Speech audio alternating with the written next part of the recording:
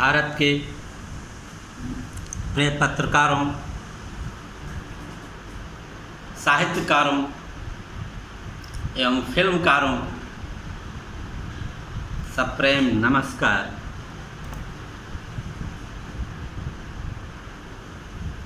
मैं अपनी बात आपके समक्ष रखना चाह रहा हूँ। वैसे तो मेरी योग्यता, मेरी क्षमता नहीं है कि मैं आपसे बातें करूं, आपको कोई सलाह दूं, लेकिन वर्तमान समय की परिस्थितियां या वर्तमान समय की मांग है कि मैं आपसे ज़्यादा तो नहीं, दो चार बातें अवश्य करूं।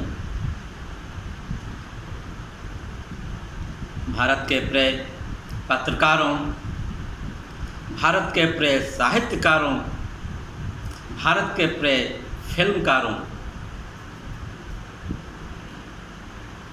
मैं अपनी बात भारतीय साहित्य के, संस्कृत के इस श्लोक से करना चाह रहा हूँ। विद्या विवादाय धनम मदाय शक्ति परेशान परपीडनाय खलस्य साधु विपरीत एदत ज्ञानाय दानाय चारक्षणाय। प्रिय पत्रकारों, प्रिय साहित्यकारों, प्रिय फिल्मकारों, आप राष्ट्रीय पत्रकार हो सकते हैं, राष्ट्रीय कवि एवं साहित्यकार हो सकते हैं, आप राष्ट्रीय एवं अंतर्राष्ट्रीय फिल्मकार हो सकते हैं, लेकिन अपनी अंतरात्मा से सोचिए, हाँ सोचिए, क्या आप इस लायक हैं?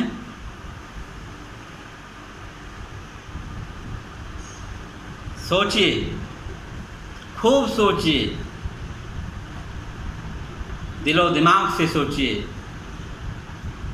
क्या आप अपना उत्तरदायित्व निभा रहे हैं? शायद अंतरात्मा से यही आवाज़ आएगी, नहीं नहीं।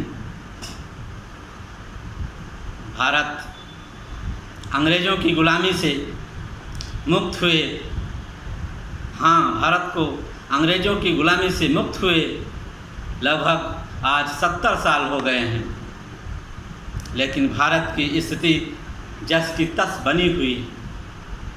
भारत में बीमारी, भूखमरी, बेरोजगारी इतनी व्याप्त है, लेकिन आपको कहाँ दिखाई पड़ेगा? आप तो चमचागिरी में मस्त हैं, व्यस्त हैं। मुझे कहना नहीं चाहिए, लेकिन मजबूरी में कहना पड़ रहा है। हे भारत के प्रिय पत्रकारों, हे भारत के प्रिय साहित्यकारों, हे भारत के प्रिय फिल्मकारों, आपकी स्थिति वर्तमान में एक वेश्या की भांति है, जो बिकती है, बिकती रहती है, बिक जाती है। क्षमा करना, मुझे ऐसा नहीं कहना चाहिए, लेकिन कहना पड़ रहा है, मजबूरी है।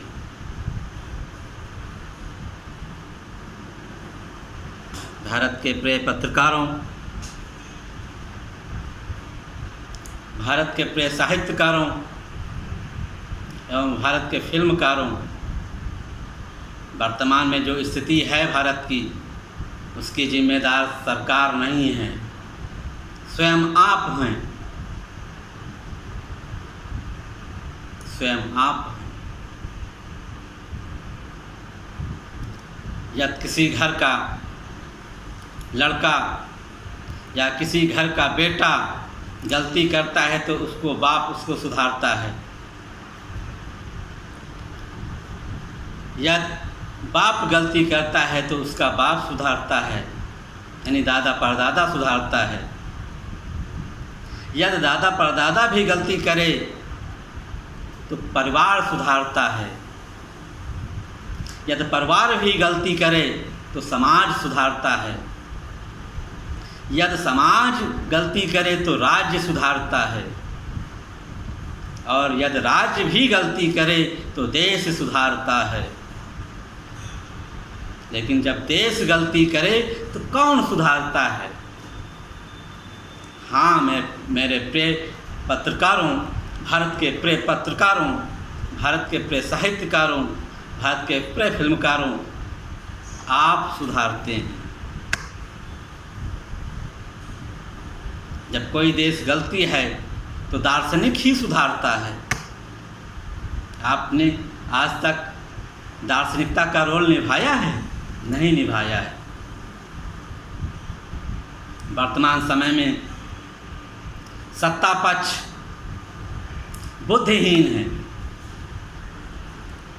अर्थात विवेकशील है, और विपक्ष विवेकहीन है और बुद्धिमान है।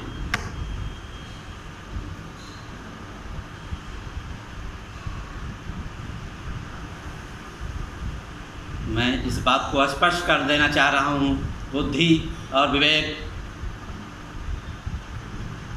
किसी कार्य को भली भांति करना, ये विद्या के अंतर्गत आता है, और सही गलत का फैसला विवेक के अंतर्गत आता है।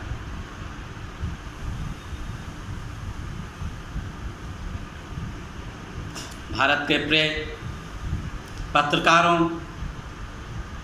एवं साहित्यकारों एवं फिल्मकारों,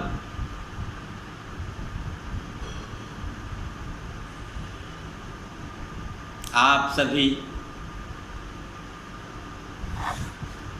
अपने उद्देश्यों के प्रति, अपने कर्तव्यों के प्रति जागरूक बनिए। आपकी कलम से, हाँ, आपकी कलम से AK-47 की तरह गोली निकलनी चाहिए। वो गोली समाज पर, इस देश पर ऐसी लगनी चाहिए कि परिवर्तन होना चाहिए, क्रांति होनी चाहिए। वर्तमान समय में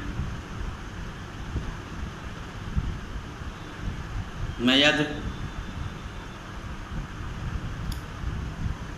हाँ, ये बात कहने से पहले एक बात और कह देना चाहता हूँ। समस्या, भारत में अनेकों समस्या हैं। कुछ राष्ट्रीय समस्या हैं, कुछ राष्ट्रीय समस्याओं का निदान हुआ है, लेकिन उसको हम विकास नहीं मान सकते हैं। जैसे अयोध्या में राम मंदिर का बनना तय हुआ है, कश्मीर से धारा 370 हटाया गया है, ये राष्ट्रीय समस्याएं थीं, इनका अंत हुआ है, लेकिन हम इनको विकास नहीं मान सकते हैं। ये विकास की संज्ञा इनको नहीं प्रदान किया जा सकता है। विकास और जनता या आप लोग इतना चमचे हो गए हैं कि इसी को विकास मान बैठे हैं। अब मैं अपनी बात रखना चाह रहा हूँ। कल्पना कीजिए, मुझे एक बिजनेस करना है, मैं सरकार से लोन लेता हूँ, एक छोटा व्यवसाय करना है, सरकार से मैंने लोन लिया। अब तत्काल मुझे GST रजिस्ट्रेशन कराना है, इनकम टैक्स ईयरली पे करना है, GST मंथली पे करना है, और जो कच्चा माल है उसको मंगाना है, जो किराया, ये जो रेंट पे लिया है रूम, उसका किराया पे करना है, जो कारीगर या मजदूर रखे हैं उनको पेमेंट देना है। बैंक का जो लोन लिया है उसका ईएमआई देना है, किस्त देना है। मैं क्या कोल्हू का बैल हूँ? मैं थूकता हूँ ऐसे बिजनेस पर। मुझे नहीं करना है बिजनेस। मैं कोल्हू का बैल नहीं हूँ। मैं पैदा हुआ हूँ अपने माता पिता के लिए, अपने बीवी बच्चों के लिए। मैं कमा कर उनको खिलाना चाहता हूँ, सरकार आपको नहीं। आप टैक्स के जरिए बैठे बैठे खाना चाह रहे हैं, निठल्ले हैं। इसका ताज़ा उदाहरण मैं प्रदान कर रहा हूँ। आप अपने सरकारी एसेट बेच रहे हैं। क्यों बेच रहे हैं? क्योंकि आप निठल्ले हैं। आप में योग्यता ही नहीं है कि आप अच्छे लोगों को अपने संस्थान में भर्ती कर उसको लाभदायक बनाएं। देश में इतनी बेरोजगारी है, उसको दूर करने का बहुत बढ़िया विकल्प था कि आप सरकारी एसेट को बेच न करके उसको लाभदायक बनाते हैं। लेकिन कहाँ कर सकते हैं? अब आपको तो सरकार को चलाने के लिए तो वैसे टैक्स मिलेगा, बहुत टैक्स मिल रहा है। टैक्स से ही सरकार चल जाएगी। जब बैठे मिले खाने को तो कौन जाए कमाने को? सरकार आपकी नीति और नियत यही है। हाँ, भारत के प्रिय पत्रकार, भारत के प्रिय साहित्यकार और भारत के फिल्मकार आपके गुण गाएं, मैं इन्हें रोक नहीं सकता। मैं इन्हें रोक नहीं सकता, क्योंकि सबको स्वतंत्रता का अधिकार प्राप्त है। स्वतंत्रता का अधिकार प्राप्त है। आर्थिक स्वतंत्रता का हनन हो गया। हाँ, भारत में आर्थिक स्वतंत्रता का हनन हो गया। सभी लोग मौन हैं। विपक्ष